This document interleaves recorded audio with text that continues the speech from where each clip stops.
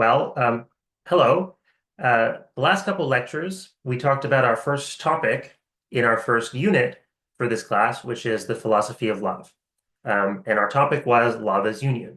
Right? We saw the thesis that love consists in a kind of union, or falling in love consists in a kind of desire for union with the object of our love. Um, Remember, we saw this in Aristophanes' speech, which is one of the speeches in Plato's Symposium. Just to jog your memory, Plato's Symposium is a dialogue, right, written by Plato. And being a dialogue, it contains a bunch of different characters. And in the symposium, they're at a drinking party and they're taking turns giving speeches on the god Eros, right? They're giving speeches in praise of the god Eros, that's Eros with a capital E. Um, but in so doing, because of the way they think of the relationship between the gods and the world, they're also praising what Eros does in the world. And what Eros does in the world is to give rise to Eros with a lowercase e, right? To romantic love, romantic attraction.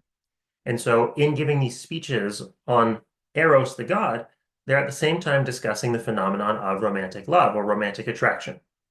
And we saw that one of the speeches, one of the most famous speeches in the symposium, is the one by Aristophanes. And in that speech, he proposes what seems to be a theory of love as union. Right? The idea in Aristophanes is that when you love someone in the sense of having eros for them, when you're in love with someone, what you desire is to form a kind of union with them, right? A union of well-being, a union of autonomy, a union of identity with the object of your love. Now we're going to move on to our second topic under the philosophy of love, which is love as valuation. Okay, so as I point out to you, there are still now contemporary philosophers who defend a version of love as union. Okay, there can be disagreements between different people about what the union consists in, and these kinds of things. But there are people who defend some version of love as union. So some version of the view that love consists in kind of union between two people, or at least that romantic love consists in a kind of union between two people, and that being in love or falling in love is a desire to form that kind of union. Okay, there are still people who defend that. And the same is true with love as valuation. Love as valuation is another prominent theory that you find in contemporary philosophy. And it's the theory, or various versions of the theory, that love consists in essentially an evaluation of the object of love, right? Love consists in a judgment about the value of the object of love. According to love as valuation, that's what love is. So now today, we're going to keep talking about Plato's Symposium, but we're moving on now to Socrates' speech, because Socrates offers a view of love that seems to be a version of love as valuation, or if not, at least it's very closely connected with theories of love as valuation. Okay, and I'll have a bit more to say about this in the next couple lectures. So here is what I want us to do for today. I'm going to start by talking about a section of the symposium that I didn't get you to read. Okay, between Aristophanes' speech and Socrates' speech, there's another speech. That one I didn't get you to read. And it's a speech by Agathon, who, remember, is the host of the symposium. He's the host of the drinking party where everybody is. And right after Agathon's speech, there's a section of the symposium that maybe I should have gotten you to read. I kind of regret not getting you to read it. But anyway, a section of the symposium where Socrates begins to question Agathon about what he said in his speech.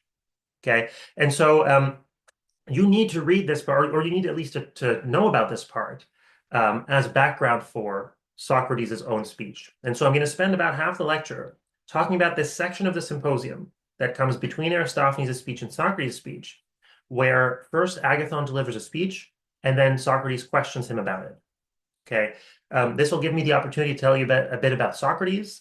It'll give me the opportunity to tell you a little bit about the Socratic method, which is basically the method by which we do philosophy. And it will also give me the opportunity to go over some arguments for why Socrates thinks that love must involve some kind of valuation, right? Some kind of positive evaluation of the object of love.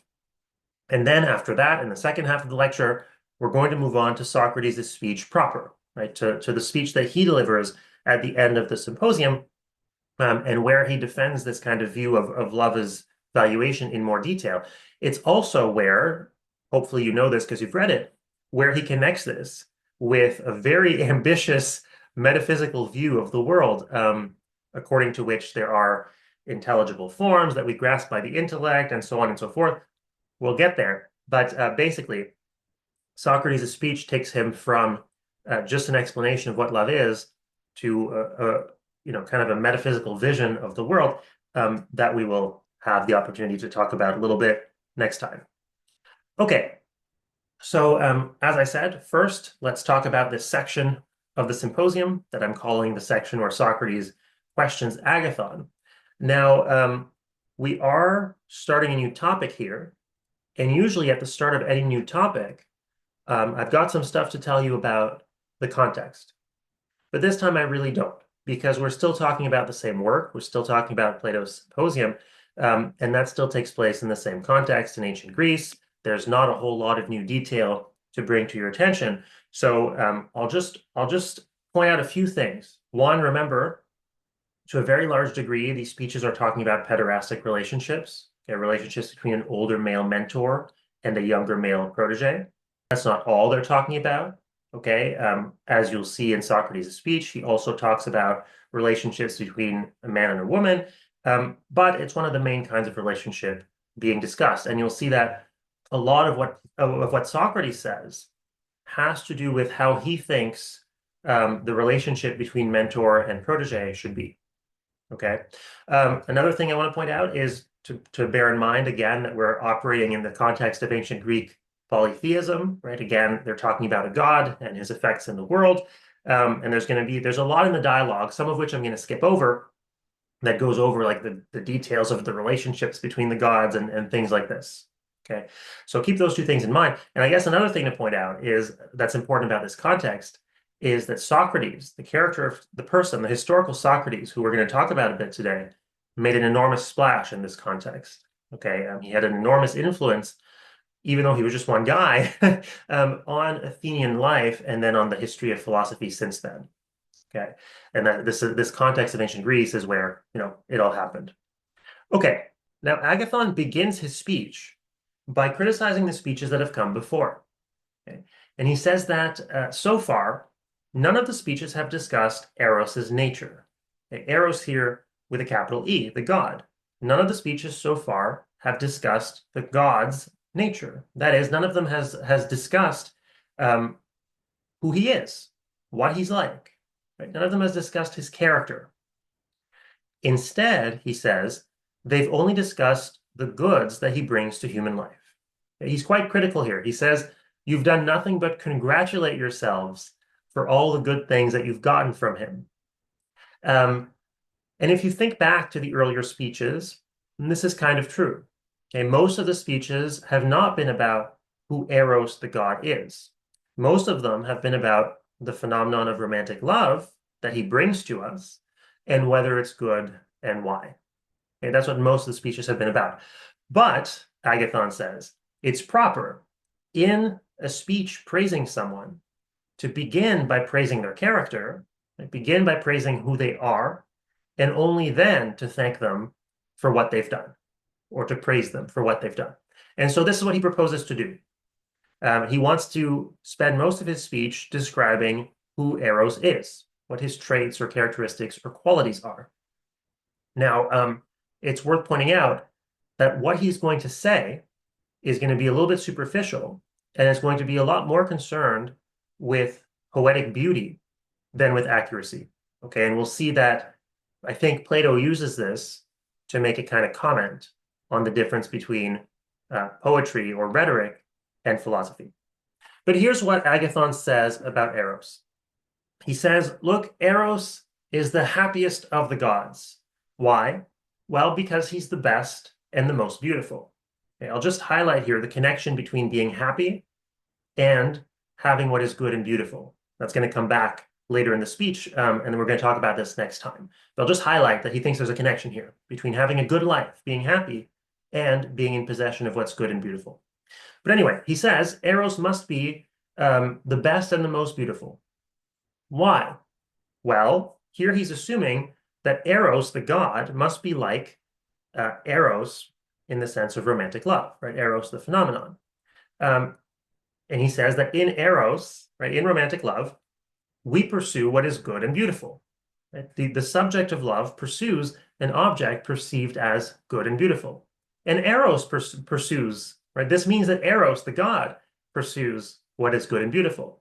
And so Eros must be, or must be in possession of what is good and beautiful. Okay, that's his claim for why Eros must himself be the best and the most beautiful. Those are the things that he pursues. Okay. And then he also says that Eros must be the wisest of the gods and the most just. Wisest here, by the way, you can understand it as meaning the most skillful, okay, the one with the most skills. Okay, why? Why does he think that Eros is the wisest and the most just? Well, again, he thinks that um, Eros, the god, must have the same characteristics as Eros, the phenomenon, Eros, romantic love. And he says, in romantic love, we are spurred on to create, right? Um, first, if you're in love, you might create, gifts, put together poems and songs, for example, for the object of your love, for your beloved. And not only that, but in love, you are spurred on to sexual reproduction, thus creating literal other beings. Okay, so Eros is very skillful. He creates. He spurs us on to create. That capacity for creation, he gives to us. So he must have it. Moreover, he says, Eros is the most just because when you're in love, you never want to do harm to your beloved. You never want to do harm to anyone, he says. You always do what is good for them. Okay, so again, he's assuming here that the god Eros must be like the phenomenon of Eros, like romantic love. But notice that even on this assumption, some of what he says here is incorrect. Um, we already talked in the other speeches about how Eros doesn't always benefit people, right? That sometimes it harms people. If you're in love with someone um, who is, for example, already taken, and you pursue them, you might harm them. Or also you might harm their partner or their spouse, right? Also, history is full of people who have harmed people who they loved and they couldn't get, for example. Um, there's plenty of cases you could think of where what he says just doesn't seem to be true. Okay. But anyway, we'll get there in a moment. But here's a quote. Agathon ends his speech by just lavishing praise on Eros, the god. Here's just a little selection. There's way more than this. He says, love looks after good and cares nothing for bad. In toil and fear and longing and discourse, he is steersman, defender, comrade, and savior without compare. Right? Nobody compares. Who confers order upon gods and humans alike, the finest and best guide, whom every man should follow, singing beautiful hymns in his honor, taking part in the song he sings to enchant the minds of all gods and humans alike. Okay. Um, I'm not going to parse this with you. The point is just, he is saying that Eros is wonderful and we must all follow him wherever he takes us. Um, the important part here is that after Agathon's speech ends, okay, this is where it ends, everybody claps, everybody praises him, everybody is wowed by how beautiful his speech is, okay? Everybody, it seems, is persuaded by his speech. Now, as I pointed out, I think Plato here is trying to make a point about the difference between, on the one hand, rhetoric or poetry, and on the other hand, philosophy. What Agathon is engaging in is much more poetry and rhetoric than anything else. Okay? It's flowery language, beautiful language, but language, as it's going to turn out, that maybe isn't very, very accurate. Okay. And I think, given what comes later in the symposium, that's very plausible that Plato here is making kind of a meta point about different kinds of beauty and their goodness. Okay. Sure, beautiful language is beautiful. And to the extent that it's beautiful, it's good. But Plato wants us to understand, I think, truth is much more beautiful, right? Possessing knowledge, possessing truth is much more beautiful and is to be prioritized. Okay. But anyway, so that's Agathon's speech. That's what he says. And that's how people react, right? Everybody is just wowed by this beautiful speech because of all these hyperbolic, flowery claims that Agathon makes. After Agathon finishes his speech, though, one person has some questions for him, and it's Socrates. So here is some background on Socrates, the historical figure that is Socrates. Socrates was known as a bit of a gadfly. A gadfly it's a fly, right, that goes around and bites animals, usually. He was seen like that. He would walk around the market in Athens, going up to people and quote unquote biting them, right? He would run into them and start to ask them questions about their beliefs. He would try to submit their views to rational examination. Okay, so we're talking here people like prominent politicians, artisans, craftsmen. Um, he would, or other teachers, right? Teachers, he would go up to them. These are people who claim to know things about how to organize a society properly, about what the truth is, things like this. He would go up to them and ask them questions about their beliefs. Um, Submit those beliefs to rational examination. And he always claimed that he didn't know anything about those things himself, right? He might question someone about beauty, about truth, about knowledge, but he would never say, he always claimed that he himself did not know anything about that thing. But what happened over the course of his questioning is that he found out that those people he was questioning didn't know either. Okay. And so he claimed that because he knew that he didn't know anything about those things, he was wiser than them, right? Neither he nor they really knew, but he knew that he didn't know, whereas they didn't know that they didn't know. And so he was the wiser person. Another thing to know about Socrates is that he was famous for his irony. Okay. He would mockingly defer to the expertise of the people he was talking to. So he would pretend to really believe that they knew better than him, right? So when talking to a famous politician, for example, he might say, "Oh yes, well of course, you know much better than me. It's just that I'm so stupid. I'm not grasping what you're talking about. Could you explain it to me a little bit more clearly?" But of course, over the course of the questioning, it would turn out that the people he was talking to knew even less than he did. Okay. Now, the reason I bring this up, the irony, is that Socrates says something quite ironic in the symposium. He claims at a few different points to be a master of the art of love, okay, or an expert in the art of love, depending on the translation you're using. And of course, on the face of it, this sounds like he's bragging about his sexual prowess, right? It sounds like he's saying, I am very good in bed, or something like that. But as the dialogue progresses, you'll see it turns out that he means something very different by the claim that he is a master or an expert of the art of love. And in fact, by the end of the dialogue, Plato depicts him as being exceptionally temperate, exceptionally virtuous, not at all prone to sexual excess, uh, and also actually depicts him as being the only guy who's still sober, right? The only guy who's still sober, and so who's still got his wits about him as he's trying to get to the truth of what love is and why it's good. Okay, now when talking about Socrates, we absolutely have to talk at least a little bit about the Socratic method. Okay, so the method that Socrates used when he was questioning these people in the Athenian market is basically the method of philosophy, okay, and to a large degree of the sciences. And it's what we call the Socratic method. And it consists in trying to rationally examine beliefs to see if they're justified.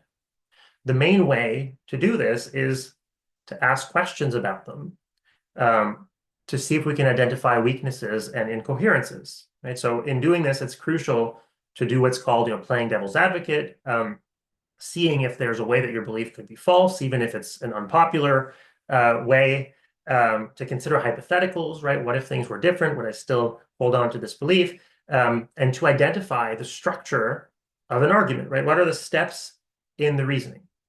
And as I've pointed out to you before, um, Plato often contrasts the Socratic method, so the method of philosophy, to poetry and to rhetoric.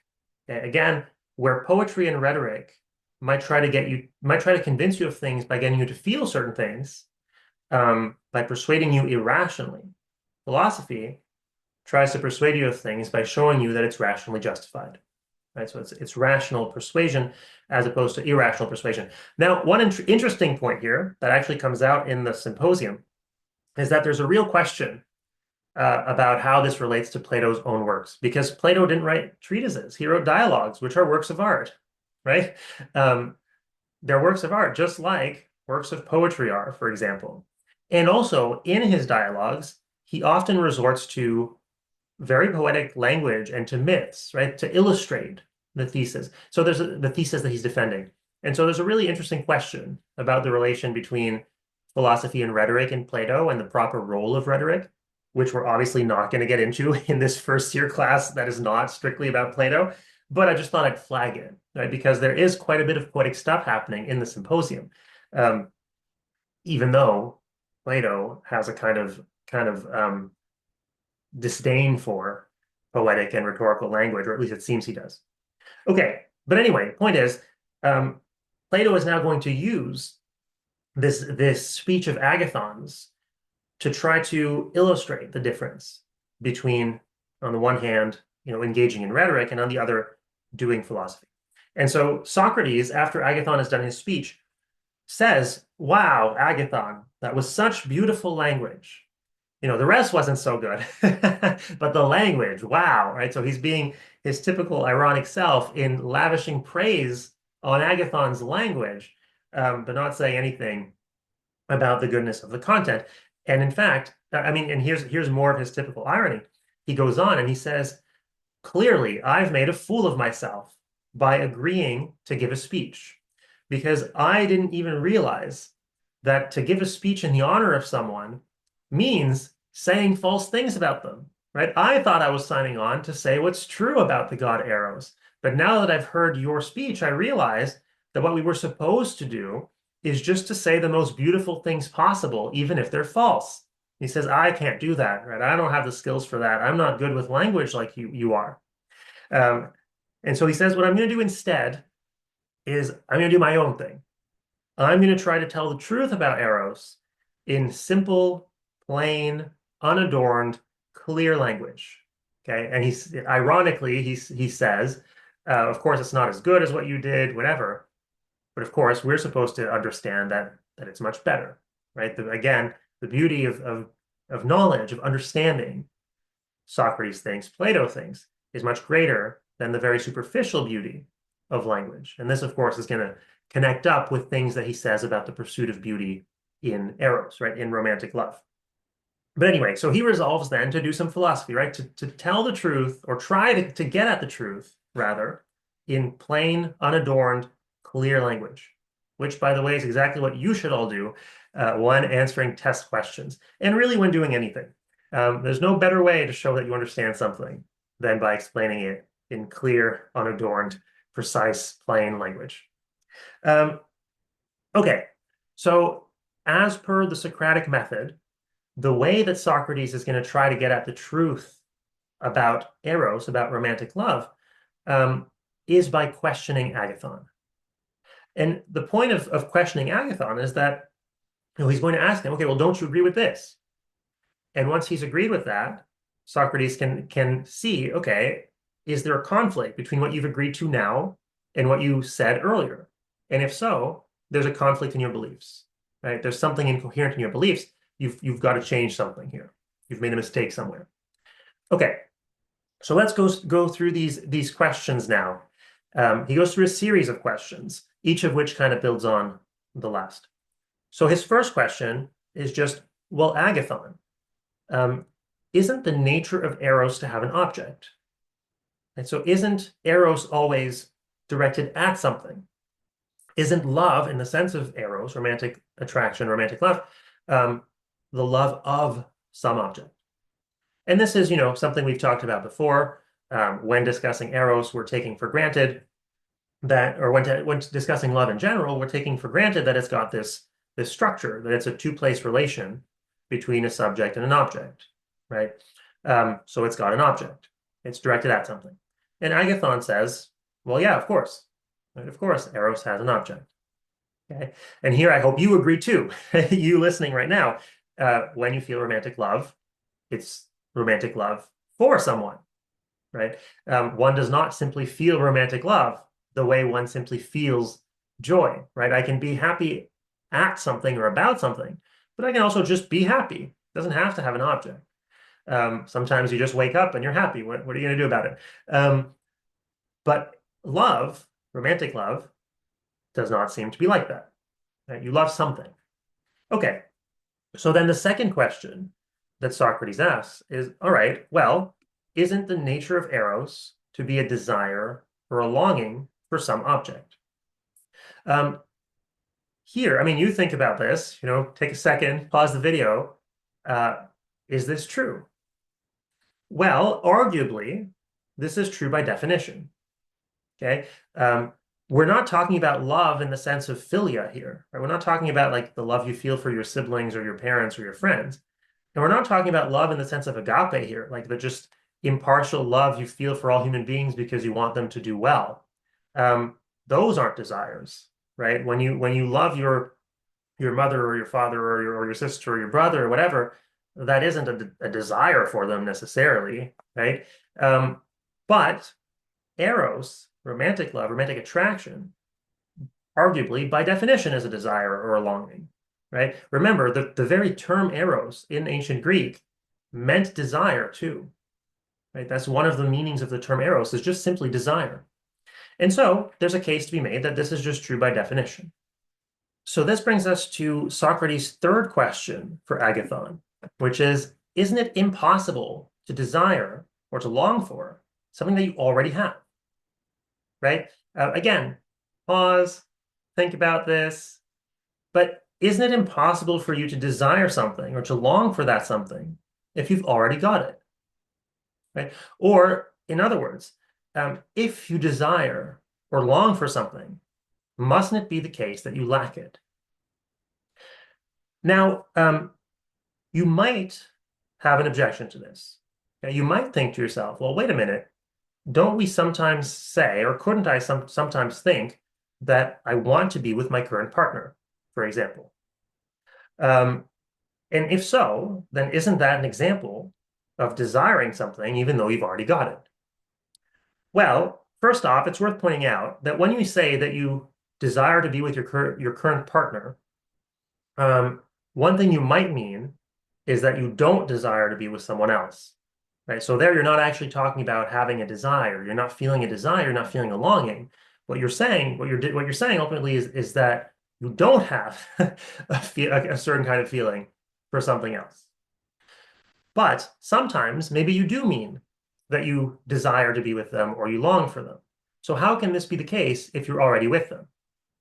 Well, Socrates says, if you say that you desire to be with your partner or you long to be with your partner, even though you're already with your partner, what you must mean is that you desire or long to stay with your partner, right? What you desire or what you long for is that the relationship continue. What you desire or long for is for the future continuation of your relationship, and that's something you don't already have, right? You don't already have an assurance of the future continuation of your relationship. You don't already have that future with them. And so Socrates thinks, if ever you say you long for or desire something you've already got, it must mean that what you desire, what you're saying is that you desire to continue to have that thing, right? What you want or what you're longing for is the future with that thing, and you don't already have that. So that's again an example of desiring or longing for something that you don't have. Okay, so Socrates thinks then that he's established that, and Agathon agrees with him, that to long for something, to desire something, it must be that you lack it. Okay, next question. Socrates asks Agathon, all right, well, isn't love always directed at an object perceived to be beautiful, right? And here, Agathon must agree because he's already said this, right? In his speech, his reason for why Eros must be the most beautiful of the gods is that he longs after what is beautiful. He tries to get what is beautiful. And so he must agree that Eros, romantic love, um, aims at or has as its object something that's beautiful. And then, last question, uh, Socrates asks him, well, isn't what's beautiful necessarily good? Right? Um, this again seems to be true by definition. When you say that something is beautiful, you're saying that it's good in at least one respect. Now, I can hear your objection all the way from over here in Montreal. You're going to say, well, wait, I can say that someone is good, that someone is beautiful, but that they're evil, for example, right? Maybe they look gorgeous, but also they torture kittens for fun or something like this. Yes, yes. To say that someone is beautiful doesn't mean that they're good in all aspects, in all respects, but it does mean that they're good in one respect. So when you say they're beautiful, but also they're evil, you're saying something like their looks are good, but their character is very bad, right? But the thing that you're judging to be beautiful, you're saying is good, right? You're judging it to be good. Um, to judge anything to be beautiful is to make what's called a positive evaluative judgment, right? You're evaluating it positively. That is, you're saying that it's good. Okay. So Agathon agrees with all of this. He says, yes, all of these things are true. It's true that Eros has an object, that it's a desire for that object, that that object is necessarily good, which means that that object is necessarily beautiful, which means also that it's good, and that it's impossible to desire or long for something you already have. Now, where does this end up? Well, Socrates says, this means that the subject of love must lack beauty and goodness, right? If when you love something, you desire it, and if to desire something, you must lack it, and if the thing you love is what's good and beautiful, then Socrates says it must be that you lack what is good and beautiful. Now, I've pointed out to you a couple times already that one of the things we do in philosophy, one of the main things we do in philosophy, one of the main components of the Socratic method is to make arguments clear, right? To lay out clearly what the reasoning is supposed to be for some claim. Now, I'm going to introduce some terms real quick that we're going to use throughout the semester. An argument is a series of claims, some of which are meant to support other claims. Okay, when I talk about an argument, I don't mean like yelling at each other. Okay, sometimes when you say you've had an argument with someone, you mean like you were yelling at each other or disagreeing strongly. That's not what I mean. An argument, in the sense where we're talking about it, is a series of claims where some of the claims are meant to support some of the other claims. Okay, and we have words for this. Those words are premises and conclusions. So premise is a claim that's meant to support some other claim. And a conclusion is a claim that is meant to be supported by some other claims. Put simply, the conclusion is what the person giving the argument wants you to believe. Okay, it's the thing that they're claiming is true or most probable or most plausible. Okay, it's the thing they want you to believe, or that they think you should believe. And then the premises are the claims they use to try to show you that you should believe it. Okay, they're the reasons they give you. So throughout this class, I'm often going to try to lay out clearly what an author's argument is, meaning what an author's premises are and what their conclusions are. Okay. Obviously can't do any logic with you in this class. We're not going to do this in very much detail, but it should give you a bit of a hang of how we do philosophy, first off, and also should give you a very clear understanding of what the authors are saying. Okay, so let's try to make it clear now what Socrates' argument is, because he's made a claim, right? He said, look, the subject of love, right, the person who loves, the lover, must lack beauty and goodness. What's the argument for this claim? Well, the first premise, right, the first claim that's being made here is that in love, A subject desires some object. Okay, this we've already agreed to, we've already seen, Agathon's agreed to it. No problem. So we have good reason to think this is true. In love, right, in Eros, someone desires some object. Okay, premise two. If someone desires something, then they must lack it, right? We saw, we considered an objection against this and saw how Socrates thinks he can handle it. And so if you think he's handled it properly, then you think that this is true too. So now you think these two things are true. Notice that these two premises taken together lead you to a certain conclusion, right? Taken together, they entail that in love, a subject must lack the object they desire, right? If it's true that in love you desire some object, and if it's true that when you desire some object you lack it, well, it must be that in love you lack the object you desire, right? A lover must lack the object of love. I mean, this seems to just be true. When you've fallen in love with someone who you're not with already, well, you want them for yourself, right? You want to be with them, surround yourself with them, spend your time with them, and so on. And when you're in love with someone who you're already with, and you feel that desire and that longing, again, it must be because what you want is to remain with them. You want to keep going, right? You don't want to be apart from them, and so on and so forth. By the way, this is what's called a deductive argument, which means that if the two premises are true, the conclusion must be true. There's just no way to avoid it. So if you disagree with the conclusion, the only way to do that is by showing that one of the premises is false, right? Because if the premises are true, the conclusion must be true. Anyway, okay, so that's the first half of the argument. That leads Socrates to conclude that in love, a subject must lack the object they desire. But then he adds a further premise. He says, well, look, in love, isn't the object desired the beautiful, right? What is beautiful? And again, Agathon agrees to this. And from this, you can conclude something further, right? If you take the first conclusion there and you add to it that third premise, you can reach a further conclusion, right? If it's true that in love, a subject must lack the object, and if it's true that the object is the beautiful, then it follows necessarily that in love, the subject must lack the beautiful. Okay. There might be a bit of sleight of hand happening here in Socrates' argument by talking about the beautiful instead of a beautiful object, right? Or an object that is beautiful. We'll see how this plays out next lecture. But anyway, there's the idea here that is very reminiscent of Aristophanes, that love or eros is a desire or a longing that's born from lack, right? It's because you lack something. There's something missing from you that you fall in love.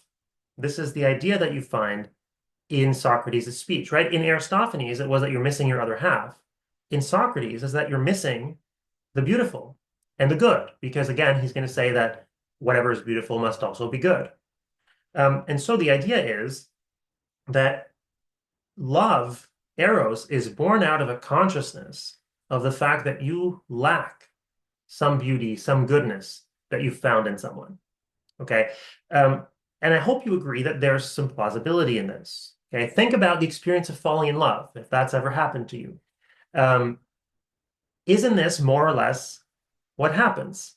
You meet someone and you're just wowed by their beauty, right? Again, this doesn't have to be their physical beauty. You're wowed by, you're taken by the beauty of their intellect, or the beauty of their humor, or the beauty of their kindness, or something like this, right? There's something about them that you find overwhelmingly beautiful, overwhelmingly good. And this alerts you to the fact that you lack that kind of goodness and beauty in your life. You want that beauty and goodness to surround you, right? You want to be united with it, maybe, in a way where it's part of your life. That's what Socrates is saying happens in love. Right? In love, you become aware of a beauty and a goodness that you lack, and you become aware of the fact that you lack it. And so you want to possess it. You want to make it yours, in the sense of, integrating it into your life in some way. Um, so there is here an echo again of Aristophanes and of the idea of love as union, right? You want to be united with, you want to be joined with the beauty and the goodness that you found in the other person. So that's what Socrates thinks he can show about eros with the lowercase e, right? The phenomenon of romantic love or romantic attraction. Again, romantic love, romantic attraction are, he thinks, a longing for what is beautiful and good that is born out of a lack of what is beautiful and good. Importantly, though, he thinks that this also shows something about the god Eros, right, with a capital E. And what it shows is that Eros cannot already possess what is beautiful and good. Why? Well, according to Agathon himself, as we saw, Eros pursues what is beautiful and good.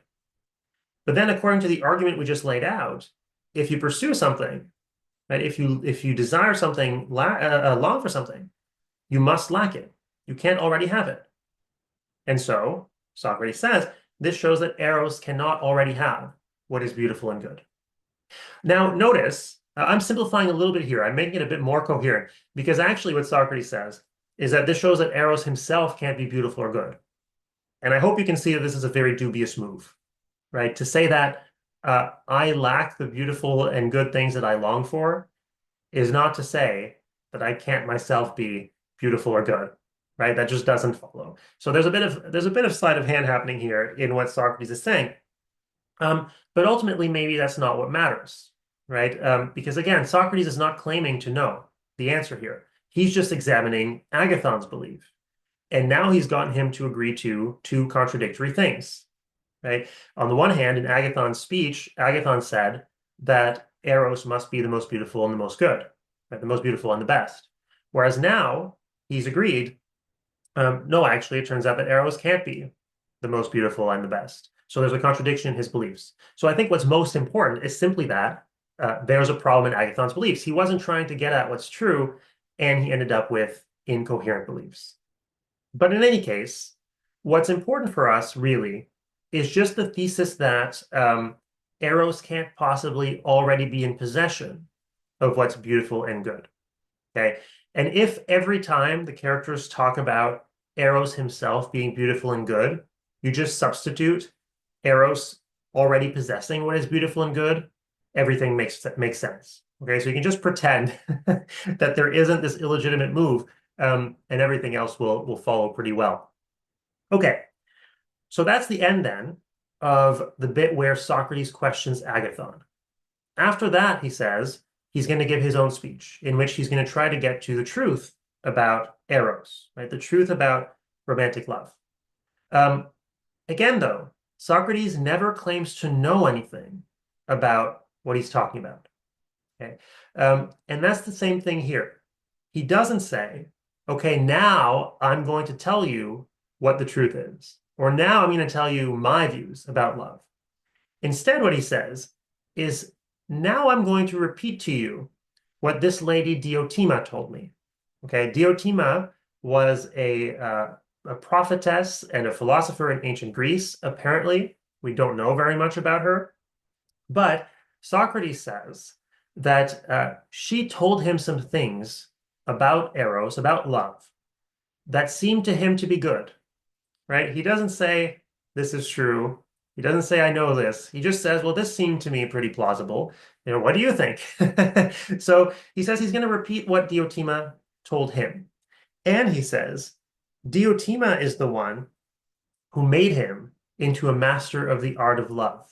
Okay, so there's kind of like this persistent mystery throughout the dialogue. It's like, what is Socrates talking about when he keeps saying that he is a master of the art of love?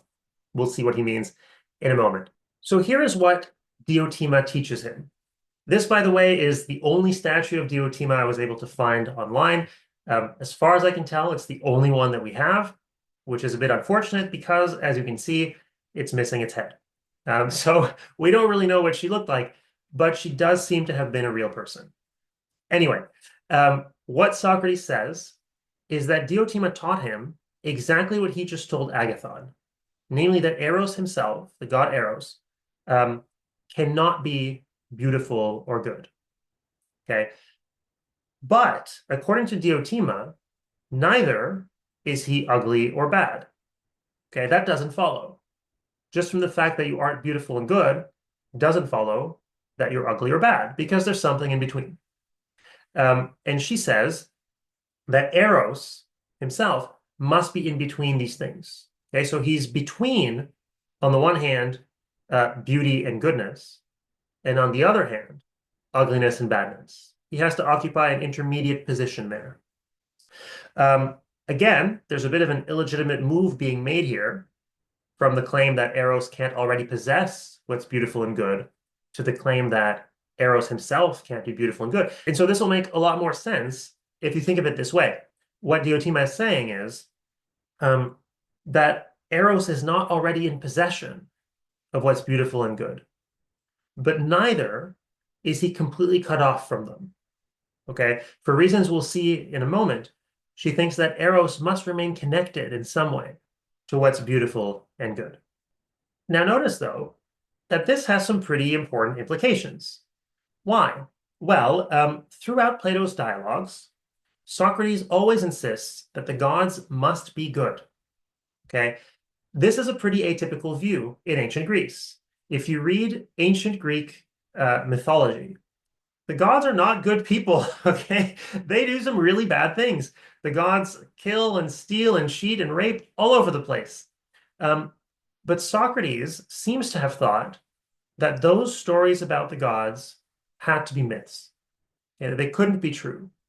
Why? Because according to Socrates, if anyone is a god, if anyone is divine, if anyone is worthy of our worship, it must be because they're good, right? It must be that they're in possession of what is good and what is beautiful. Now, notice, what does this mean? Well, if the gods must be supremely good and beautiful, if they must be in possession of all that is good and beautiful, and if Eros himself is not good or beautiful, or if he does not possess, if he lacks what is good and beautiful, well, then it follows that Eros is not a god, right? And so that's the second thing that Diotima taught Socrates, is that Eros can't be a god. But, she says, this doesn't mean that he's a mere mortal either. Okay? Because again, there can be something in between that, at least in ancient Greek mythology. There are things that are between gods and mere mortals. And Eros has to have that kind of intermediate position, okay? Between, on the one hand, the gods, and on the other hand, mere mortals. What must he be? Well, Diotima says he must be a spirit or an intermediary between gods and humans. Okay? An intermediary is somebody who goes between. And what Diotima says, what Diotima teaches Socrates, is that Eros must be an intermediary between the gods and mortal beings. He brings our prayers and our sacrifices up to the gods, and he brings inspiration back down to us from the gods. Okay? So here's a long quote from Socrates explaining Diotima's view. He says, spirits, being intermediary, right, being between gods and humans, fill the space between gods and humans. It's by means of spirits that all divination can take place, the craft of seers and priests can take place, sacrifices, rites and spells, prophecy and magic, right? All these kinds of things that human beings, well, or at least that the Greeks thought human beings could do, they take place by means of spirits, right? They involve the activity of the gods. Now, why do we need intermediaries like this? Well, according to Socrates, deity and humanity are completely separate, right? Gods and humans are completely separate. Gods have no direct contact with us, and we have no direct contact with them. They're too far above us, okay? This, by the way, I mean, keep it in mind, it's going to be an interesting contrast when we get to Christianity. But anyway, the idea is gods are too high above us. They're too separate from us. We don't get to communicate with them directly, and they don't communicate with us directly. What do they do instead? They send us spirits. Okay, spirits are that through which the gods communicate with us, and that through which we communicate with the gods. And he says one of those spirits is Eros, right? Love with a capital L there is Eros, the person Eros, who it turns out, according to Socrates, is not a god at all, but an intermediary between the gods and human beings. So what Socrates is saying, basically, is that when you're struck with this theomania, right, when you're struck with this madness from the gods, um, what that is an inspiration from the gods that is communicated to you through an intermediary, through the intermediary of Eros. Okay, now, I said that according to Diotima, Eros cannot possess what is beautiful and good, but nor is he completely cut off from them. And I said that according to Diotima, he isn't a god, but nor is he a mere mortal. Let's explain why. So I've got this nifty set of slides here. Now, I don't know how good the lectures are in this class, but I think you can agree that the slides are just amazing. Um, so here are the gods. And again, according to Socrates, the gods are in possession of everything that is beautiful and good, right? They are already themselves beautiful and good. And so they don't lack anything, right? And if they don't lack anything, then they can't desire it. Because as we've seen, according to Socrates, desire is born from lack. It's only because you lack something that you desire it. But the gods don't lack anything, and so they don't desire anything. But Eros does desire something, right? He desires what is beautiful and good. He longs after what is beautiful and good. So he can't possibly be a god. Now here are mere mortal beings. I've put in some human beings there, but I've also put in a couple of non-human animals for reasons that I'll explain in a moment. But according to Socrates, mere mortal beings, beings who are nothing else than mortal, well, they're completely cut off from the divine, right? They're completely cut off from what is good and beautiful. They're not even aware of it. Right? They don't know what goodness and beauty are. And so, although they do lack it, right? Mortal beings lack the goodness and the beauty of the gods. They can't long for it, right? They can't desire it because they're not aware of it. Okay? So the idea is that to desire something, to long for something, you must first lack it, and two, be aware that you lack it, right? But mere mortal beings, beings who are completely cut off from everything divine, don't have any awareness of what is divine, don't have any awareness, in this case, of what is beautiful and good. And so they can't possibly desire it. And so the idea is that Eros has to be in between these two states, right? Eros and other spirits have to be in between. They have to, on the one hand, be far enough away from the divine that they can desire it, right? Far enough away from goodness and beauty that they can desire it. But on the other hand, not be so far that they're not even aware of it, right? So Eros has to neither be a god nor a mortal being. He must be some kind of intermediary. And because he's aware of his lack, he can desire it, right? Because he's aware of his lack, I should say, of beauty and goodness, he can desire that beauty and goodness. And so that's the arrow of desire there, right? He wants that beauty and goodness, wants to surround himself with that beauty and goodness of the gods that he recognizes, realizes that he doesn't have. Now, you might think to yourself, well, wait a minute, but human beings desire things too. So how is it that mere mortals who aren't cut off, or who are cut off from the divine, can't desire things, according to Socrates? Well, the answer is that understanding, that awareness of what is divine that we have, that awareness of goodness and beauty and of lacking goodness and beauty that we have, that's what Eros communicates to us, right?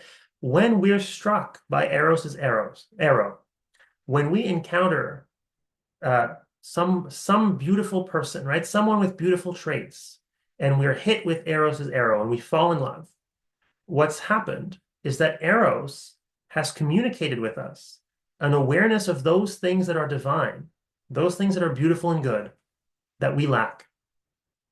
Okay?